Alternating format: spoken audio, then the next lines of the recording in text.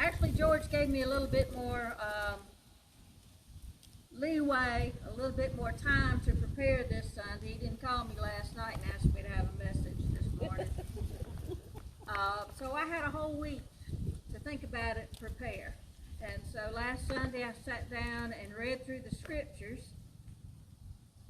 And then I went through and pulled out my commentaries and started working my way through them, taking notes, and reading and thinking.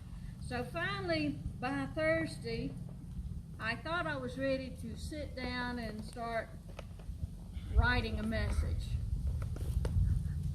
But as I sat down to begin writing my message Thursday, I was distracted. I had received news earlier that day that a teacher friend and colleague from my Newberry High School days had passed away just the night before. And I had just found out a couple of days before she passed away that she was sick, and I didn't even know with what.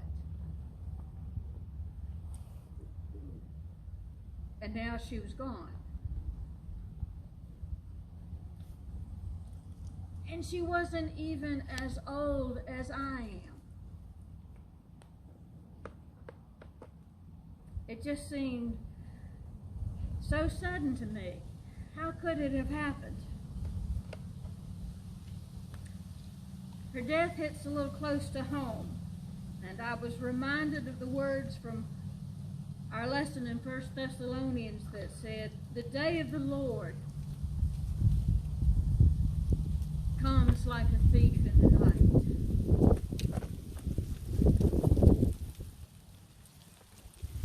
And it certainly did. Watch and be sober. Today's gospel is a parable that's familiar to us. It's the story of the master going away on a trip, and he calls his servants to him, and he gives them final instructions. And he gives the first servant 5 talents to take care of, the second servant 2 talents, and the last servant 1 talent. And being the math person that I am and the reader of history that I like to think I am, I had to go look to see what a talent exactly was. Back in Jesus' day, a talent was the highest monetary unit of currency. 1 talent was equivalent to about 6,000 denarii. Now, that was the common coin of Jesus' day. And let's make this a little real for you. The average salary that a man would be paid for a day's work was 1 denarius. So what that master had entrusted by entrusting 1 talent to one of his servants was he had given him 6,000 days worth of pay, or roughly 18 years salary. You do the math. 1 talent is roughly 18 years salary. I couldn't help myself. 5 talents is the salary for 90 years. I can't even imagine how much money that would be. I can't even imagine working that long to make that kind of money. That master had to have been quite wealthy. And he entrusted it 5 talents, 90 years of salary to 1 servant. He gave the other one 36 years worth of pay. And to the other one, 18 years worth of pay. And he went away on a trip. Didn't tell him when he would be back. He just went away on a trip. Entrusted them to take care of his possessions. And then he came back, unannounced, and called his servants to him to come give an account for what they had done with the talents they had received.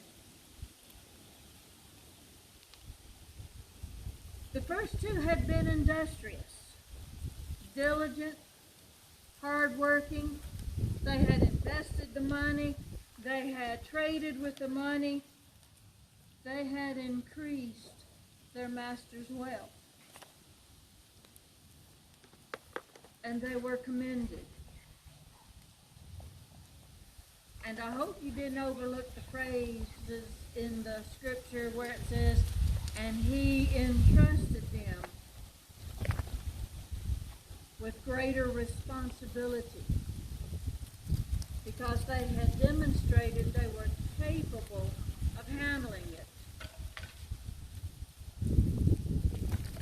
They, like we should, realized that everything they had, their possessions, their employment,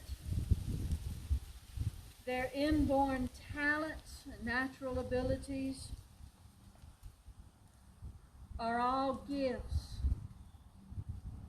to be graciously received from the Master, Jesus Christ.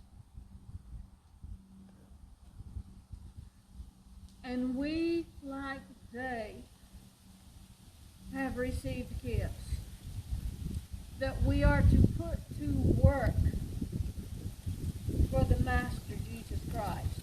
Everything we have is to be used for Him. A true Christian is a spiritual tradesman. We are called to choose or to discover what our talents are.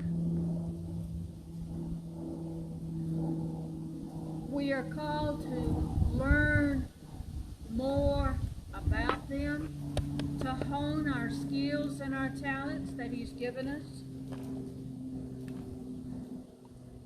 and to use them to bring honor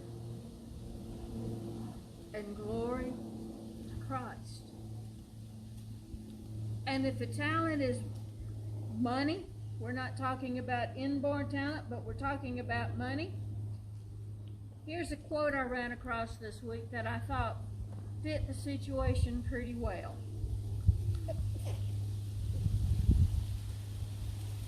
Money is like manure. Good for nothing if left in a heap. It must be spread around to do the most good.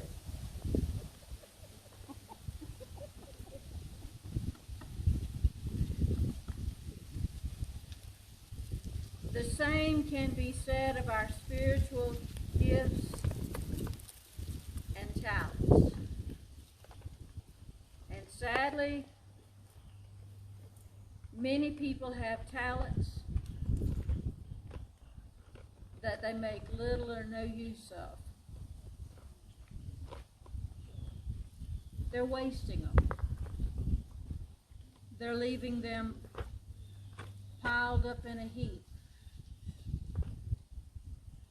and ignoring the purpose for which they were given. In our first lesson that we had this morning from Zephaniah, we had this warning and word which would readily apply to that lazy, slothful third servant. In Zephaniah, the Lord said, I will punish the men who are settled in complacency.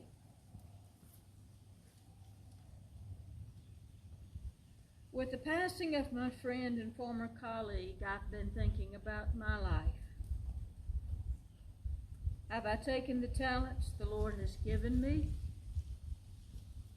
and used them to increase the spiritual wealth of His kingdom? Am I doing all that I can do? Will I earn a commendation for my life? Or will I, like that third servant, be cast out for complacency? I find myself praying the words as Moses wrote in our 90th Psalm today. Teach us to number our days, that we may gain